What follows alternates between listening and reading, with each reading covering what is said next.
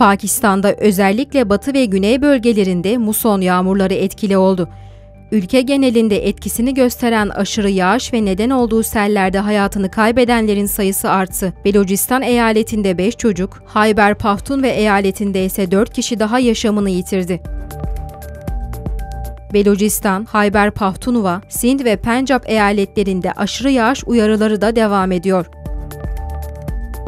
Pakistan Ulusal Afet Yönetimi Kurumu'ndan 31 Ağustos'ta yapılan açıklamada, ülke genelinde son 24 saatte aşırı yağışlar nedeniyle en az 20 kişinin hayatını kaybettiği belirtilmişti. 1 Temmuz 31 Ağustos'ta yine aşırı yağış ve seller nedeniyle 145'i çocuk 285 kişinin hayatını kaybettiği, 529 kişinin de yaralandığı bilgisi verilmişti. Pakistan'ın birçok şehrinde her yıl Temmuz-Eylül aylarında etkili olan muson yağmurları, ülkede yüzlerce kişinin hayatını kaybetmesine ve maddi kayıplara yol açıyor.